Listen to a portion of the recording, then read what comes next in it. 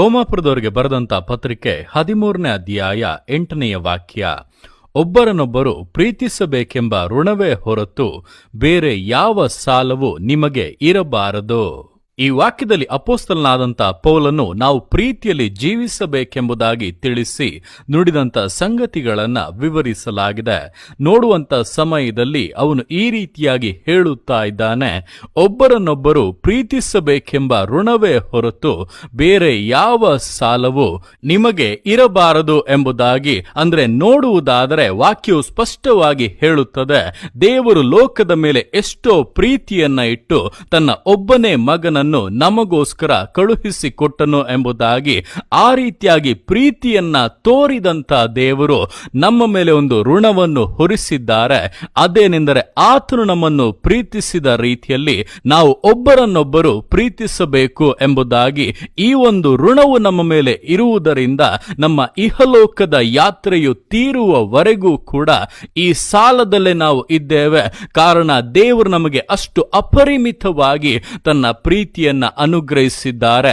ಆದ್ದರಿಂದ ನಾವು ಒಬ್ಬರನ್ನೊಬ್ಬರು ಪ್ರೀತಿಸುವವರಾಗಿ ಕ್ರಿಸ್ತನ ಪ್ರೀತಿಯನ್ನ ಹರಡುವವರಾಗಿ ಜೀವಿಸಬೇಕು.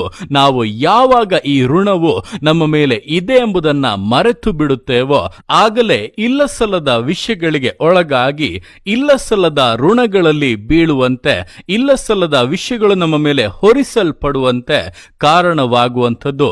ಈ ದಿವಸಗಳಲ್ಲಿ ಅನೇಕರು ಈ ಪ್ರೀತಿಯನ್ನು ಮರೆತು ಬಿಟ್ಟಂತ ನಿಮಿತ್ತವಾಗಿಯೇ ಸೈತಾನನು ಅದನ್ನು ಅವಕಾಶವಾಗಿ ಪಡೆದು ಅವರ ಮೇಲೆ ದ್ವೇಷವೆಂಬ ಋಣವನ್ನು, ಹಾಗೆ ಎಂಬ ಋಣವನ್ನು, ಹೊಟ್ಟೆ ಕಿಚ್ಚು ಎಂಬ ಋಣವನ್ನು, ಜಗಳವೆಂಬ ಕಲಹವೆಂಬ ಋಣವನ್ನು ಹೊರಿಸಿಬಿಟ್ಟಿದ್ದಾನೆ.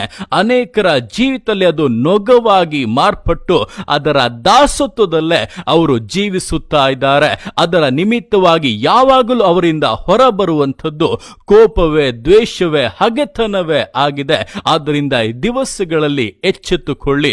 ಒಂದು ವೇಳೆ ನೀವು ಅಂತಹ ನೊಗಗಳಿಗೆ ಒಳಪಟ್ಟಿರುವುದಾದರೆ, ಅಂತಹ ಋಣಗಳಲ್ಲಿ ಸಿಲುಕಿ ಹಾಕಿಕೊಂಡಿರುವುದಾದರೆ ದೇವರ ಮುಂದೆ ಕ್ಷಮಾಪಣೆಯನ್ನ ಯಾಚಿಸಿ, ಯಾರನ್ನು ಕ್ಷಮಿಸಬೇಕು ಅವರನ್ನು ಕ್ಷಮಿಸಿಬಿಟ್ಟು ಆ ಪ್ರೀತಿಗೆ ಬನ್ನಿರಿ. ಕರ್ತನೇ, ನಿನ್ನ ಪ್ರೀತಿಯಲ್ಲಿ ನಾನು ನೆಲೆಗೊಂಡಿರುತ್ತೇನೆ, ನಿನ್ನ ವಾಕ್ಯಗಳಿಗೆ ವಿಧೇಯನಾಗುತ್ತೇನೆ ಎಂಬುದಾಗಿ ದೇವರ ಮುಂದೆ ಪೂರ್ಣವಾಗಿ ಸಮರ್ಪಿಸಿ, ಆತನು ಈ ದಿವಸಗಳಲ್ಲಿ ನಿಮ್ಮ ಮೇಲೆ ಹೊರಿಸಲ್ಪಟ್ಟಿರುವಂತ ಸೈತಾನನ ಸ್ವಭಾವಗಳೆಂಬ ಆ ನೊಗಗಳನ್ನು ಮುರಿದು ಹಾಕಿ ಅವುಗಳನ್ನು ಸುಟ್ಟು ಬೀಸಾಡಿಬಿಟ್ಟು ನಿಮ್ಮ ಜೀವಿತವನ್ನು ಸ್ವತಂತ್ರಗೊಳಿಸುತ್ತಾನೆ.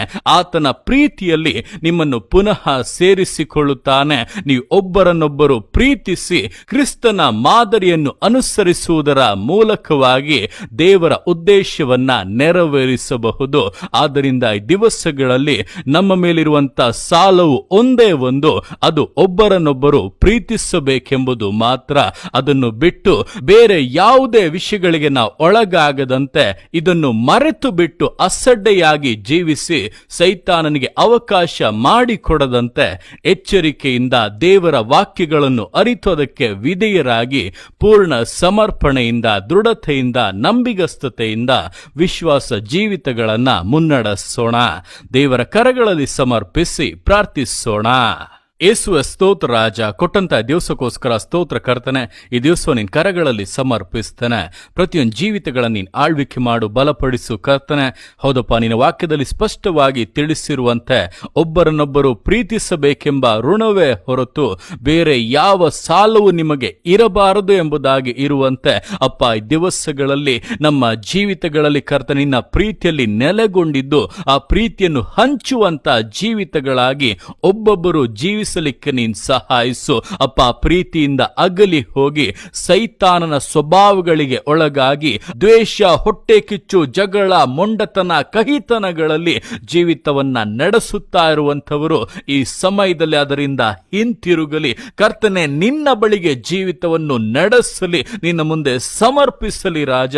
ಆ ರೀತಿಯಾಗಿ ಸಮರ್ಪಿಸ್ತಾ ಇರುವಂತ ಒಂದೊಂದು ಜೀವಿತಗಳಲ್ಲಿ ಕೂಡ ಸೈತಾನನ ನೊಗಗಳನ್ನ ಮುರಿದು ಹಾಕಿ ಅವನ ಬಂಧನಗಳನ್ನ ಕಿತ್ತು ಬೀಸಾಡಿ ಸ್ವತಂತ್ರವನ್ನ ಉಂಟು ಮಾಡು. ನಿನ್ನ ಮಕ್ಕಳು ನಿನ್ನ ಪ್ರೀತಿಯಲ್ಲಿ ನೆಲೆಗೊಂಡಿದ್ದು ಆ ಪ್ರೀತಿಯನ್ನು ಹಂಚುವವರಾಗಿ, ನಿನ್ನ ಉದ್ದೇಶಗಳನ್ನ ನೆರವೇರಿಸುವವರಾಗಿ ಮುನ್ನಡೆಯಲಿ. ಅಪ್ಪ, ಇದುವರೆಗೂ ಕರ್ತನೆ ಸೈತಾನನ ಬಂಧನಗಳಿಗೆ ಒಳಗಾಗಿ ಜೀವಿತದಲ್ಲಿ ಪಟ್ಟಂತ ಕಷ್ಟಗಳಿಂದ, ಇಕ್ಕಟ್ಟುಗಳಿಂದ, ಸಮಸ್ಯೆಗಳಿಂದ, ರೋಗಗಳಿಂದ, ಬಂಧನಗಳಿಂದ, ತಡೆಗಳಿಂದ, ಸಾಲಭಾರಗಳಿಂದ, ಎಲ್ಲ ಸಮಸ್ಯೆಗಳು, ಬಂಜೆತನ, ಶಾಪಗಳಿಂದ ಯೇಸುವ ಜೀವಿತಗಳು ಈ ಸಮಯದಲ್ಲಿ ವಿಮೋಚಿಸಲ್ಪಡಲಿ. ಅಂತಹ ಸ್ವಭಾವಗಳು ಬಿಟ್ಟು ಹೋಗುವುದರ ಜೊತೆಗೆ ಈ ಕಷ್ಟಗಳು, ಸಮಸ್ಯೆಗಳು, ಶಾಪಗಳೆಲ್ಲ ತೊಲಗಿ ಹೋಗಲಿ. ಜೀವಿತವು ಪೂರ್ಣವಾಗಿ ಹೊಸದಾಗಿ ಮಾರ್ಪಡಲಿ. ಕರ್ತಾದಿ ಕರ್ತನೆ, ನಿನ್ನ ಜಯಧ್ವಜವು ಜೀವಿತಗಳಲ್ಲಿ ಎತ್ತಲ್ಪಡಲಿ. ನೀನು ಆ ರೀತಿಯಾಗಿ ಮಾಡುವುದಕ್ಕೋಸ್ಕರ